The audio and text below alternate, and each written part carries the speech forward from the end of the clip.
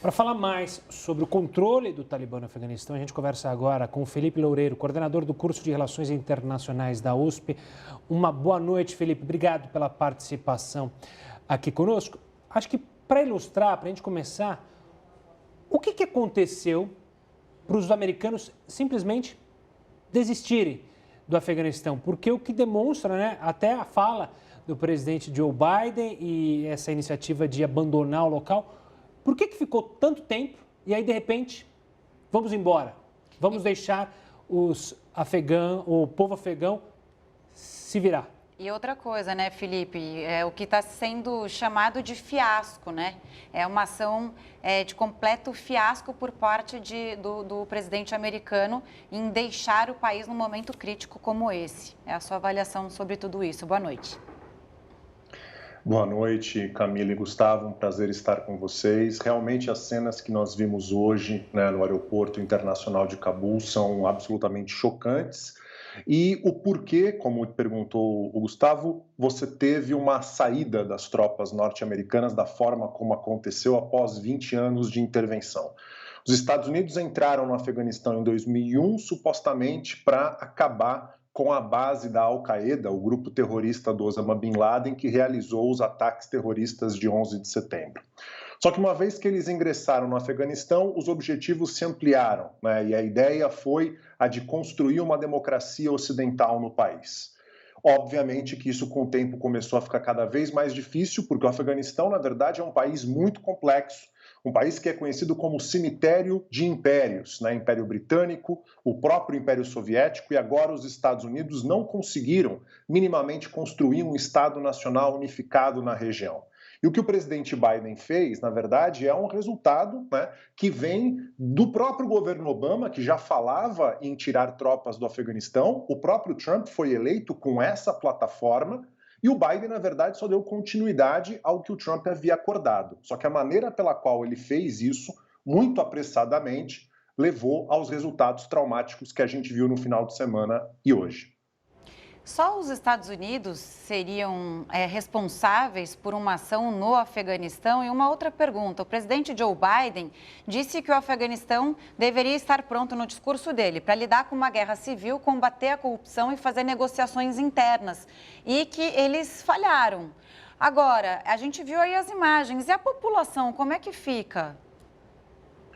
É fundamental a sua pergunta, Camila. Na verdade, os Estados Unidos não foram os únicos a intervirem no Afeganistão, né? A OTAN, que é a Aliança Militar do Atlântico Norte, que reúne os Estados Unidos e vários países europeus, acionou o seu artigo 5º, que estabeleceu que, portanto, os países da OTAN participariam da coalizão militar no Afeganistão em 2001, quando os Estados Unidos sofreram um ataque terrorista do 11 de setembro, lá no Afeganistão, né? Então, os Estados Unidos não atuaram sozinhos e a própria ONU também ratificou, o Conselho da ONU, lá em 2001, também ratificou, né, a ação norte-americana e da OTAN para acabar com as bases terroristas que vinham sendo mantidas sob o regime do Talibã lá de 2001. Né? O que a gente percebe é que, apesar de todo o investimento que foi feito pelos Estados Unidos, principalmente pelos Estados Unidos, né, no exército e na polícia do Afeganistão, gastando quase 100 bilhões de dólares ao longo desses últimos 20 anos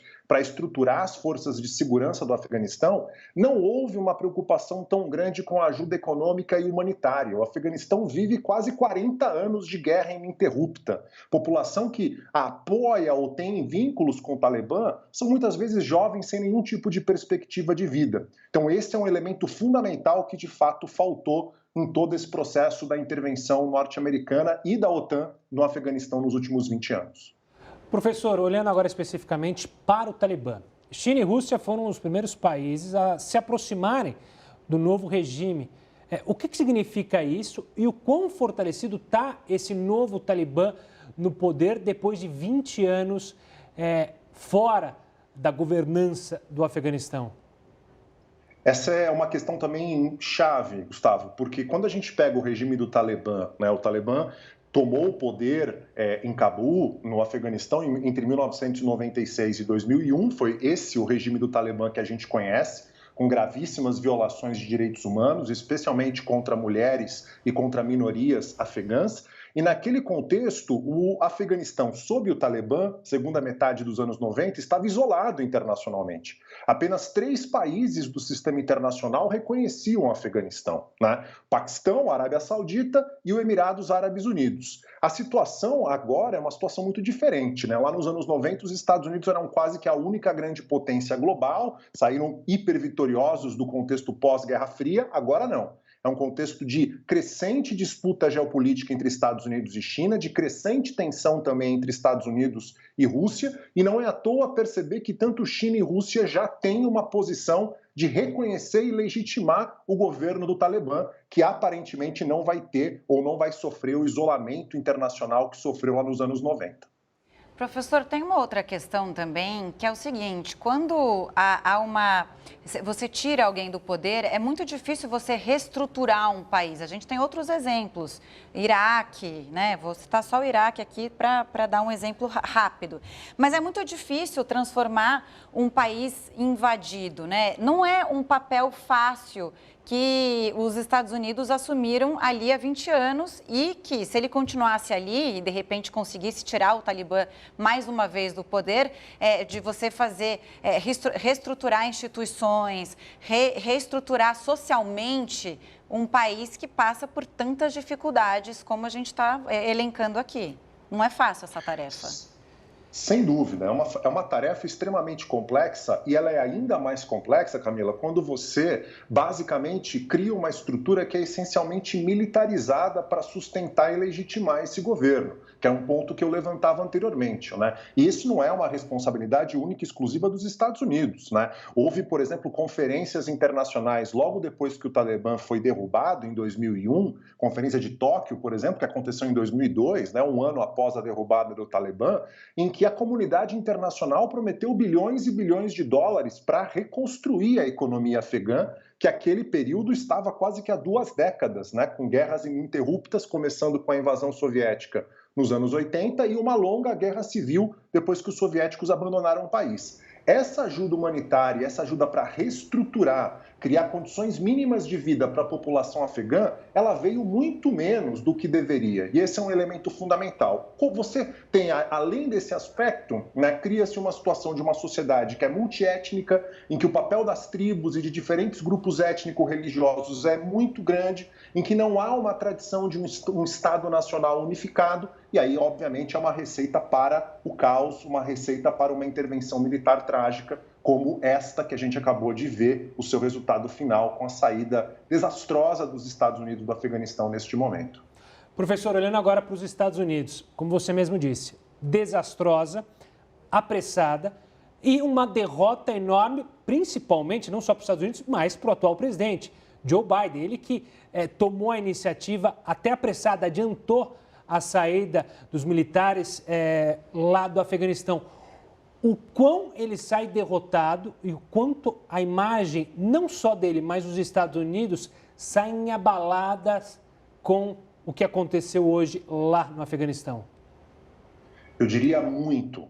O presidente Biden, ele, ao longo desses últimos meses, no início da sua administração, ele colheu vitórias importantes do ponto de vista doméstico, né? Você teve uma atuação do controle da pandemia muito bem sucedida, apesar do crescente aumento de casos recente nos Estados Unidos, um processo de vacinação em massa, aprovação de projetos importantes no Congresso, envolvendo ajuda econômica para a população e reestruturação da infraestrutura de transportes e energia. Então, vinha com um saldo, especialmente na agenda doméstica, muito favorável. Isso que aconteceu nesse final de semana e hoje, em particular, com essas imagens que a gente está assistindo, causa um estrago para a imagem dos Estados Unidos internacionalmente, na opinião pública doméstica, na opinião pública internacional, muito grande, né? Ou seja, os Estados Unidos, que credibilidade que os Estados Unidos de Biden acaba passando para os seus aliados, se num momento como esse deixa a população de um país que antes era aliado literalmente às mãos, né? Então não há dúvida que isso afeta e afeta muito, e não é à toa que muitos fazem comparação entre a situação da saída dos Estados Unidos no Afeganistão com o Vietnã, né? Tal como no Vietnã, lá nos anos 70, quando o Vietnã do Norte tomou controle do Vietnã do Sul e os Estados Unidos saíram às pressas de Saigon, a imagem e a liderança norte-americanas internacionalmente falando saem muito arranhadas de toda essa história.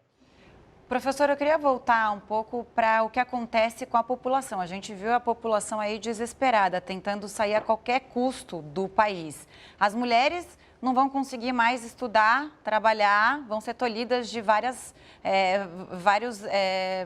direitos, né? A gente viu até hoje uma reportagem, uma repórter que teve coragem de fazer a cobertura, né, de uma emissora internacional, e aí ela, no meio da reportagem, ela é convidada a se retirar do local porque eles falam, você é mulher, você não pode estar aqui. Então, a gente não consegue, né, nós aqui do Brasil não conseguimos nem imaginar como é ser tolhidos de direitos fundamentais, como essas mulheres afegãs elas vão ser tolhidas a partir de agora. A população, o que acontece com esses cidadãos? É um momento muito difícil, Camila, muito difícil porque a gente está falando de uma sociedade que foi literalmente abandonada pela comunidade internacional. A metáfora do avião militar norte-americano partindo do aeroporto internacional de Cabul e as pessoas literalmente desesperadas tentando acompanhar o avião, acho que é uma metáfora que resume não apenas a maneira pela qual os Estados Unidos saíram do Afeganistão, mas a comunidade internacional de maneira mais ampla, a própria Organização das Nações Unidas, né? Ou seja, a gente está falando de um abandono muito mais amplo. E dentro dessa geopolítica mais complexa que a gente mencionava antes, com a China, com a Rússia, até o próprio Irã, né, tendo diálogos e legitimando um futuro regime do Talibã, o que isso significa? Que do ponto de vista econômico, né, o regime do Talibã e o Afeganistão vão se mostrar muito mais viáveis, o que significa que ao longo do tempo eles tendem a construir raízes e se manter no poder ao longo do tempo, e aí, evidentemente, quem vai sofrer muito com isso é a população afegã, especialmente a população afegã que, sendo islâmica, independentemente da religião, né, de grupos minoritários que inclusive estão ali, mas que não seguem essa versão tão fundamentalista e tão estrita da Sharia, da lei islâmica, que o Talibã, na verdade, impõe. Então, infelizmente, antevejo aí um quadro de violações graves de direitos humanos com relação às mulheres, questão de trabalho, de estudo, minorias religiosas e, evidentemente, todos aqueles que cometem desde pequenos delitos, que podem sofrer violações sérias se uma vez forem presos sem qualquer tipo de direito de defesa minimamente assegurado. Professor, obrigado pela participação aqui conosco no Jornal da Record News, infelizmente, para falar de um tema nada agradável. Um forte abraço e até uma próxima.